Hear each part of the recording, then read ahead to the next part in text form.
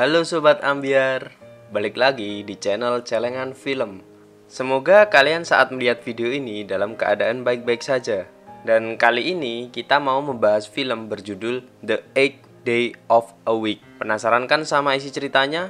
Oh iya, sebelum mulai, biar aku makin semangat bikin kontennya, jangan lupa like, share, and subscribe. Oke, kita masuk ke alurnya. Jiang Wu adalah siswi SMU yang memiliki tubuh subur. Di mata para guru di sekolah, Jiang Wu dianggap sebagai siswi pemalas yang tak suka belajar. Di mata ibunya, Jiang Wu dianggap sebagai anak perempuan gemuk yang suka berbohong.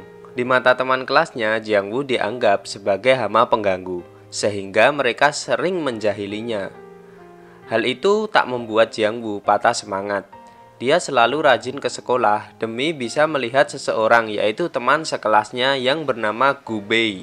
Jiang Wu ingin sekali bisa dekat dengannya, dan satu-satunya jalan adalah dengan mendaftar sebagai panitia OSIS. Tapi Jiang Wu merasa persaingannya sangat ketat, apalagi teman sekelasnya yang bernama Zhou Yiyi juga ikut mendaftar.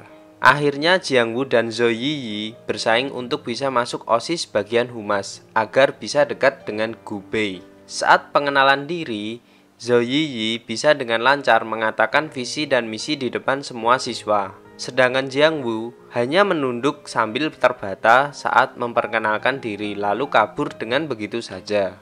Di kantin, Yiyi sedang makan bersama sahabatnya yang bernama Zhang Min. Yiyi senang dan tersenyum ketika Zhang Min menunjukkan hasil voting sementara yang menunjukkan dirinya unggul. Si sahabat juga sempat mengejek Jiang Wu yang baru mendapat satu suara, yaitu suaranya sendiri. Yiyi kembali tersenyum puas dan dia yakin bila dirinya yang akan menang. Jiang Wu masuk ke kantin sambil meminta teman-temannya agar mau memberikan suara untuknya. Mereka jelas enggan, tapi Jiang Wu tak putus asa. Tiba-tiba ada teman pria yang berhasil mengambil tas Jiang Wu. Jiang Wu kesal dan ingin tasnya kembali. Teman pria itu berlari ke halaman dan melempar tas Jiang Wu ke dahan pohon yang tinggi. Jiang Wu jelas tak berani mengambilnya sendiri, tapi siapa yang mau membantunya? Teman yang iseng itu berjanji bila Jiang Wu mampu mengambil tasnya, maka semua teman kelasnya akan memberikan suara untuk Jiang Wu. Jiang Wu jelas sangat tertarik, tapi dia takut ketinggian. Teman iseng itu pasti mengira Jiang Wu tak akan berani naik pohon untuk mengambil tasnya. Tapi ternyata Jiang Wu tak mudah menyerah. Dia berani melakukan demi mendapatkan suara agar mimpinya bisa terwujud, yaitu dekat dengan Gu Bei. Jiang Wu berhasil mengambil tasnya dan janji harus ditepati. Semua teman kelasnya memberi suara untuknya. Yiyi memantau keadaan dengan ponselnya, dan dia kesal ketika mengetahui bila posisi Jiang Wu kini ada di nomor 2. Teman sekelas telah memberikan suara pada Jiang Wu sehingga perolehan suaranya dengan Jiang Wu hanya beda tipis. Zhang Min tak senang melihat sahabatnya sedih, maka dia menyusun rencana untuk menjatuhkan Jiang Wu. Caranya dengan memfitnah Jiang Wu. Zhang Min pura-pura kehilangan dompetnya dan ternyata dompetnya ada di tas Jiang Wu. Guru Lin marah dan mendiskualifikasi Jiang Wu di pemilihan panitia OSIS. Jiang Wu bersikeras bila dia tak melakukannya, tapi Guru Lin tak peduli. Beliau bahkan meminta Jiang Wu untuk mengajak orang tuanya ke sekolah. Jiang Wu jelas sedih, apalagi ketika melihat fotonya yang kini teronggok di tanah, tak lagi sebagai kandidat panitia OSIS. Jiang Wu enggan pulang walaupun hari sudah gelap. Dia memilih duduk melamun di sebuah halte bis.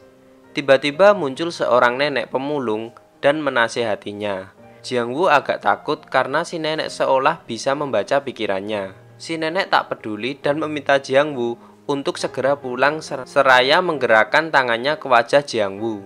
Jiang Wu kini sedang tertidur pulas, tapi dia mendengar suara ibunya yang membangunkannya agar tidak terlambat ke sekolah. Jiang Wu terpaksa bangun dan bersiap. Dia melihat ada gelang di atas meja lalu menggunakannya. Jiang Wu mengamati gelang itu dengan rasa penasaran, lalu menekan tombolnya. Gelang itu tiba-tiba mengeluarkan cahaya berwarna biru. Jiang Wu keluar kamar dan mencari ibunya, tapi dia tak menemukan ibunya.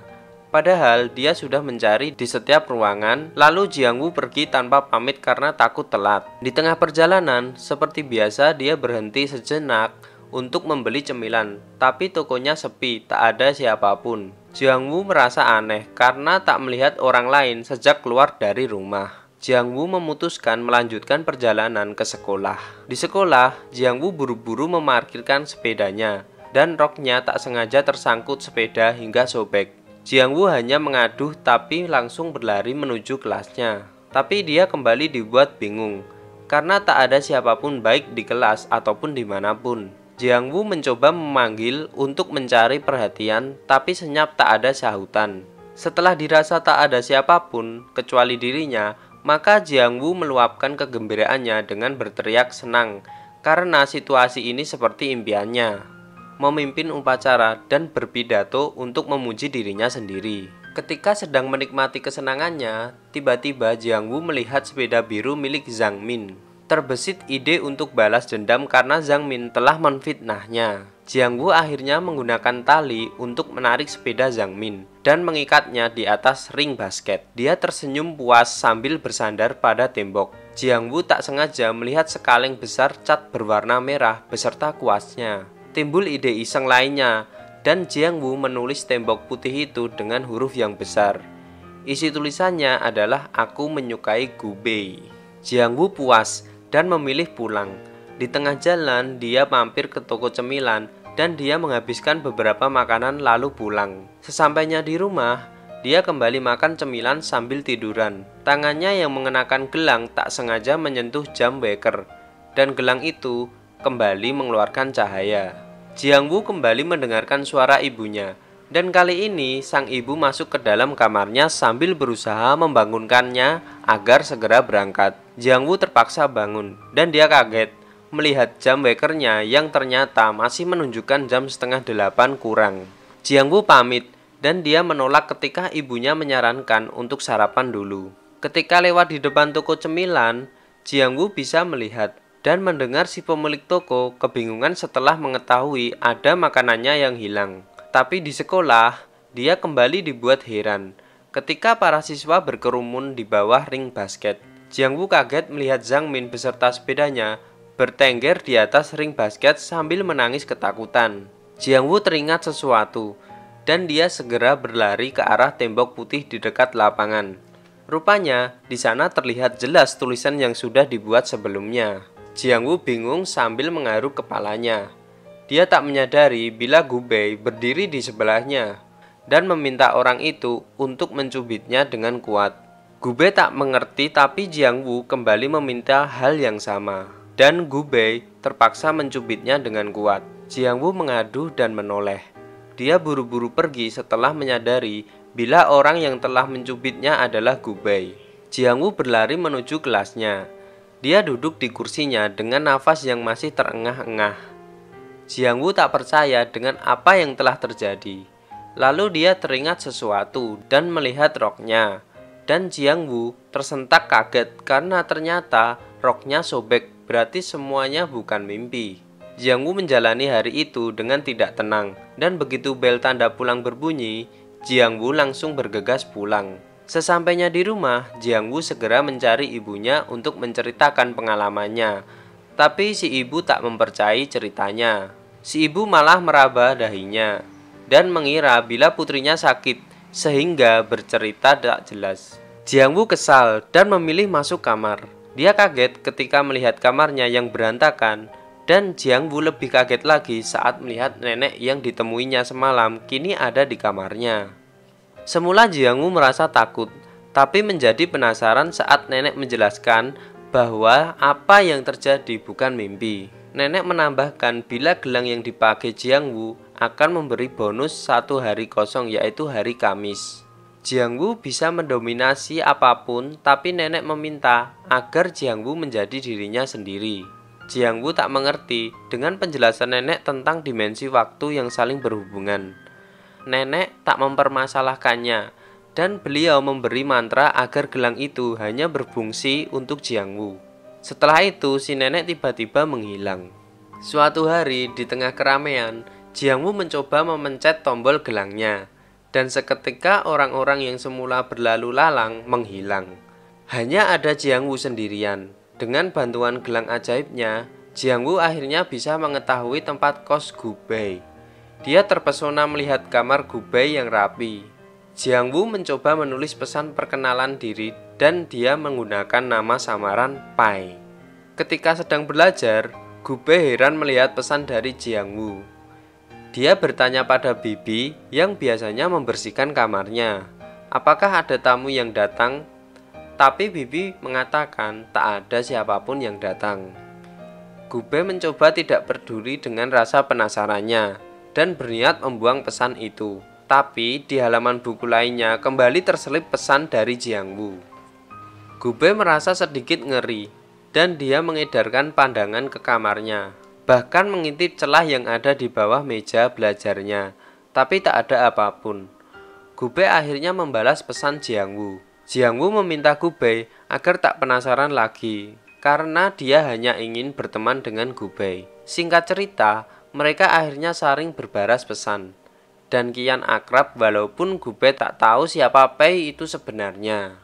Suatu hari, Jiang Wu menghadap Guru Lin karena masalah dompet Zhang Min. Guru Lin agak kesal karena orang tua Jiang Wu tidak datang. Jiang Wu bersikeras bila dirinya tak bersalah, tapi Guru Lin tak percaya. Jiang Wu mencoba menjelaskan bila akhir-akhir ini banyak hal aneh yang terjadi, misalnya tentang tulisan di tembok atau Zhang Min dan sepedanya yang terikat di atas ring basket.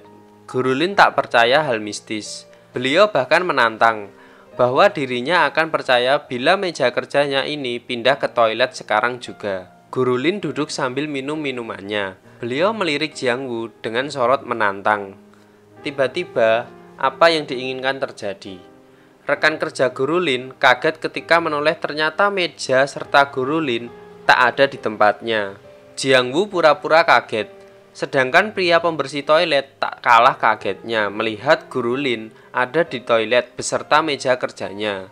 Di kelas, Guru Lin akhirnya memberi pengertian pada para siswa bahwa masalah hilangnya dompet Zhang Min tak perlu dibahas lagi. Guru Lin juga meminta mereka untuk tak berburuk sangka pada Jiang Wu. Jiang Wu lega mendengar penjelasan Guru Lin. Gu Bei dan Jiang Wu kian akrab. Saat Gu Bei sedang berlatih sepak bola dan tampak kelelahan, Jiang Wu menghiburnya dengan suatu lelucon. Tanpa diduga, Gu Bei tertawa saat membaca tulisan yang berisi lelucon itu. Gu Bei mengaku bila apa yang dilakukan Jiang Wu bisa membuatnya sedikit terhibur. Jiang Wu penasaran dan Gu Bei menjelaskan bila ada jadwal pertandingan, tapi kemungkinan tak bisa ikut karena pihak sekolah mempersingkat hari libur. Sementara itu di ruang kepala sekolah, Sekretaris Wang sedang memberi laporan pada kepala sekolah dan kepala sekolah bertanya tentang perkembangan kasus misterius itu. Tapi Sekretaris Wang mengaku belum mendapatkan perkembangan yang memuaskan karena tak ada bukti apapun. Sekretaris Wang juga menceritakan tentang kasus Guru Lin yang tiba-tiba ada di toilet beserta meja kerjanya. Sekretaris Wang menduga bila sekolah ini berhantu, tapi kepala sekolah tak percaya tahayul. Kepala sekolah mengalihkan pembicaraan dengan menyerahkan map yang berisi jadwal libur sekolah. Para siswa hanya mendapat jatah libur sehari saja. Sekretaris Wang pamit. Di tengah jalan, Sekretaris Wang berpapasan dengan Jiang Wu yang sengaja menabraknya hingga map yang dibawanya jatuh dan isinya berhamburan. Sekretaris Wang jelas kesal dan menegurnya. Jiang Wu langsung meminta maaf sambil mengumpulkan kertas yang berserakan. Dia kembali menggunakan kekuatan gelangnya untuk mengubah hari libur yang semula hanya sehari berubah menjadi 10 hari. Setelah semuanya selesai, Jiang Wu mengembalikan map itu kepada Sekretaris Wang yang masih mengomel sambil berlalu. Jiang Wu hanya tersenyum di balik punggung pria itu, kemudian bergegas kembali ke kelasnya. Di kelas Jiang Wu, Guru Lin sedang mengajar ketika Sekretaris Wang mengetuk pintu. Guru Lin menerima surat pemberitahuan hari libur dan Sekretaris Wang langsung pergi untuk membagikan ke kelas lainnya. Guru Lin membacanya di depan kelas, tapi beliau heran melihat jumlah hari liburnya. Guru Lin segera keluar untuk mencari Sekretaris Wang dan di saat yang bersamaan Beberapa guru juga keluar kelas karena bingung. Sekretaris Wang menoleh dan menegur mereka sambil mengatakan bahwa mereka harus patuh dengan apa yang sudah dibuat oleh kepala sekolah. Akhirnya para guru terpaksa kembali ke kelas masing-masing, termasuk Guru Lin. Guru Lin kembali berdiri di depan kelas dan mengumumkan bila mereka akan libur selama 10 hari. Semua siswa langsung bersorak senang. Tapi Guru Lin masih bingung dengan perubahan itu. Jiang Wu hanya tersenyum senang melihat semua temannya bersorak kegirangan. Pertandingan sepak bola akhirnya diselenggarakan, dan Jiang Wu tak ketinggalan untuk ikut menonton. Tapi dia sedih melihat tim Gubei kalah akibat pemain lawan bermain kasar. Jiang Wu tak terima dan menggunakan kekuatan gelangnya untuk membantunya hingga akhirnya Gubei bisa menang dengan skor 11-3. Jiang Wu bahagia melihat Gubei kegirangan. Di toilet, Yi Yi dan Zhang Min sedang ganti karena mereka sempat menjadi pemandu sorak. Mereka asik membicarakan pesona Gubei dan Zhang Min menggodanya, bahkan kini Yi Yi pasti senang bisa dekat dengan Gubei. Kalau bukan kasus dompet itu, pasti Yi Yi tak akan bisa menang dengan mudah. Yi Yi menegurnya dan buru-buru mengajaknya pergi dari toilet karena takut ada yang mendengar pembicaraan mereka. Mereka tak menyadari bila Jiang Wu ada dalam salah satu ruangan dalam toilet itu. Jiang Wu jelas kesal dan marah setelah mengetahui ulah jahat mereka. Dia tak tinggal diam.